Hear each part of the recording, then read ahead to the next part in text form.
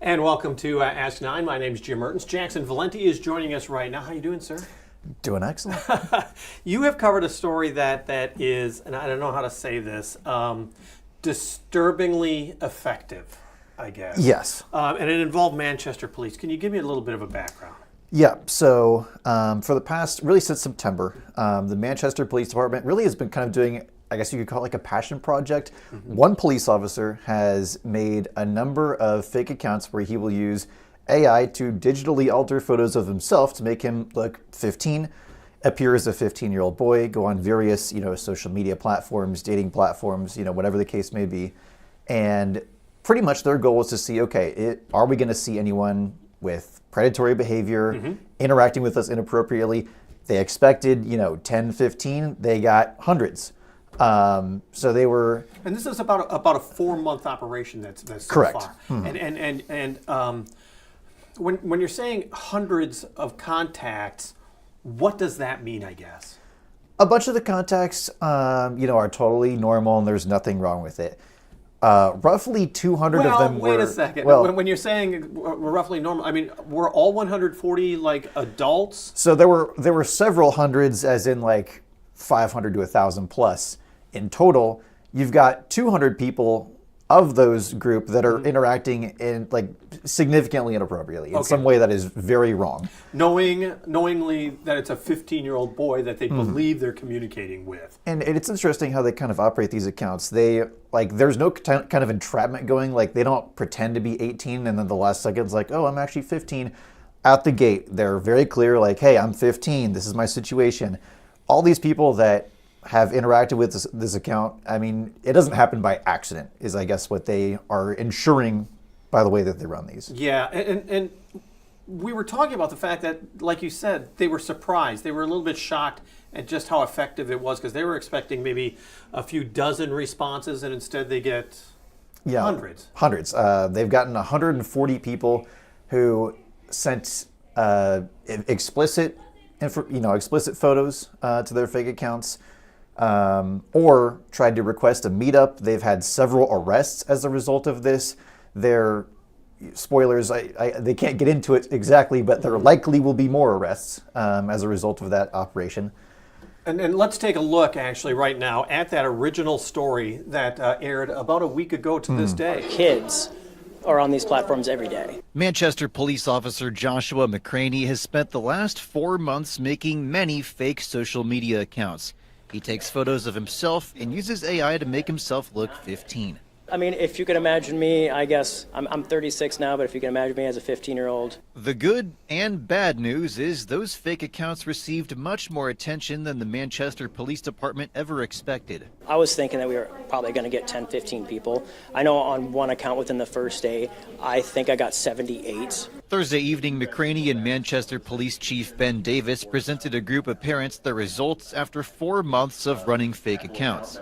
In total, around 140 people during that time sent unsolicited nude photos or requested to meet up with undercover officers' accounts posing as 15-year-old boys. It's not a stretch to say that this couldn't happen to a young boy or girl in Manchester. McCraney also showed a series of text messages from one of the accounts. He said people online often jumped from normal conversation to asking for nude photos in just 2 to 3 texts. And he said predators online especially target kids with difficult home lives. These predators will latch onto that. So then they'd be like, hey, if you need anybody to talk to at any time, call me, snap me, chat me. McCraney says parents should warn their children about sharing personal, identifying information online. He says parents should not try to keep their kids off the internet, but they should monitor how their kids interact with strangers. That is a week ago. So let's talk about that. Parents should be able to talk to their kids, to tell them how to interact here on the web. And of course, there's also the other part that the officer was saying was that a lot of times these children are more vulnerable, more susceptible. And sometimes that's because they don't have necessarily a good home life, or there is that disconnect. Correct. As it often seems is the case, the people that generally are the victims of this are people that are at the weakest positions. People who have been properly educated about how to handle strangers probably are not the ones that are dealing with this the most. I mean, just from what they're seeing and the way that they handle their accounts, they'll kind of put obviously a fake, but a story in their accounts where they're posing as 15-year-olds where maybe they're saying the parents are away, and maybe they're saying the parents aren't home often. And that information from what they've found usually is something that people who are interacting with them inappropriately, they latch onto that. Mm-hmm.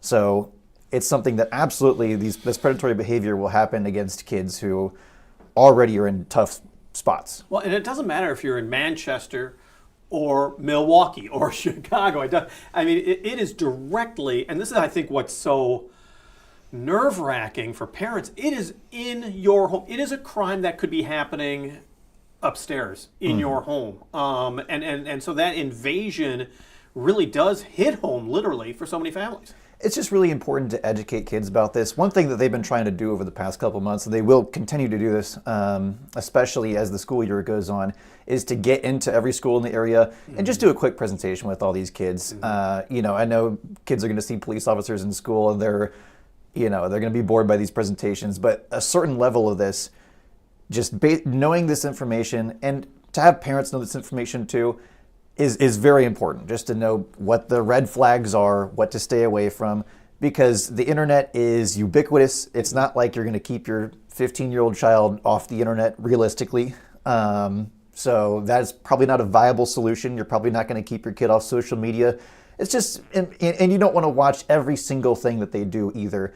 But at the same time, just keeping tabs on your children, of course, and having them educated, having parents educated about here's what the danger looks like. Well, and once again, this is a story that aired a week ago, and tonight on the KCRG TV9 News at 10, you're going to be doing an update on this story. Can you give us a little bit of a preview of what's happened in, the 7 days since this story aired? So I can tell you there has been another arrest. Interestingly, this arrest is kind of an unusual one, and in my understanding, it's actually the first of its kind in the Manchester Police Department. It's an arrest out of state, and it's an arrest that takes advantage of a somewhat recently enacted child grooming law. I kind of paint a picture here because let's say 5 years ago, if someone was sending someone that they thought to be 15 unsolicited nude photos, if they were requesting meetups, but they never actually tried to meet up with that person that they believe is a child. Physical attempt. Exactly. If there's no real physical attempt, police, obviously know that that's wrong. No one was going to sit there and tell them that's wrong, but there's no criminal statute, so they couldn't really prosecute. They maybe will understand that these people probably are looking for an opportunity to do something. But it wasn't clear in case law. It wasn't clear in law. You would think there would be a pornography issue, but still, the law has changed in Iowa to make this more easily to use this new law for these types of cases. It's much easier with having the statute in place. Like you said, there were definitely avenues where you could go, but realistically, before, grooming was more of a thing that built a case on something else. I see. There was some other type of harassment, or certainly, there could be instances of, if you're requesting child pornography, right? But it was a lot harder to do it before. And certainly for a police department that is as small as Manchester's, a city of 6,000 people, to get several hundred, potential cases of child grooming is a lot to take on, and something that they could not have done before with a bunch of extra hoops. Well, and let's talk about that for a moment longer, because it's called Operation Castle. Mm-hmm. It's being done by Manchester Police. Did they get a special grant? Is this something that they had to do something in order to be able to pay for this officer to set up this account and get the ball rolling? That's the first question. The second question is this going to be a continuous project for Manchester Police? The answer to the first question is they actually don't have any real grant or anything. This actually stems from I don't know the exact name of the class, but one of their officers, just one, went to a class in Des Moines where they basically said, okay, here's how we can combat child grooming, here's how it's evolving online, because obviously some of these officers, if you're a 40, 50-year-old officer, this stuff would, you know. Yeah. You're just not savvy. This wasn't. I mean, but it didn't really exist. These social media platforms. saying, yes. This crime didn't exist in the same manner as it does today. It's totally different now. So they really just had one officer go to the class where they learn what the landscape of it looks like, how to set up an account, how to monitor, predatory behavior, and that's it. No grant money. I mean, after they saw the amount of attention these accounts got, the Manchester police chief told me, he was like, okay, we need to dedicate some more resources to this. Yeah. So what is happening? I mean, it's obviously not something that they're shutting down right away. They've put a team together for it. They're hoping that the numbers go down. The numbers, I mean, that'd be great. It's sadly effective, but we're happy it's effective. Yes, sadly, numbers are really high. The basic message from the Manchester chief of police is, hey, as long as numbers are high, we are going to keep dedicating staff to this. That one officer in particular likely is going to keep doing this as long as it is working and as long as it's catching people with, in the act of predatory behavior online. There's no reason to believe that they're not going to stop. They're going to keep doing this. There's likely going to be more arrests and more charges. You obviously can't tell me the details of that as that's going on, but there's going to be more. And we're talking about one small department, but we're talking about a vast internet issue that stretches around the globe. And you would think that there are other police departments. If this officer learned from going to class that other departments, of course, are trying to implant and do the exact same thing and catch as many of these people as possible. I mean, a lot of the people that are caught in Manchester, not everybody's going to be from Manchester. I mean, this is the internet. There's going to be people from outside of the city. But, I mean, think about this happening in that small of an area. Mm-hmm. Think about what would happen if, you had a team of officers in Des Moines, Cedar Rapids, the amount of the ease at which this was implemented in Manchester is shocking. It's not like this took a ton of money or time or resources. I mean, literally, it all started with a singular officer. I mean, honestly, treating it like a passion project of, I'm going to make some accounts, I'm going to use AI to make me look 15, and that's it. They got to also feel somewhat good about the fact that they're doing good. They're stopping crimes against children. I think what's really, he mentioned that too when I spoke with the police chief today before, because the police chief was telling me he has a background in cases that are like this, but where he's often had times in the past where you maybe can't prosecute. Something's wrong, but you have to find something else or something else has to happen. And it can be a long, sometimes a process where it may be unnecessarily long to try to get that justice for the victim. In short, it is easier to get justice for victims now. And underlining that these are victims. It's not a victimless crime by any means. No, absolutely not. All right, Jack. So we really look forward to your story that is coming up. See, I knew that was going to happen. Do I do it again? Let me see what happens. Bam. And no, I'm just going to do this.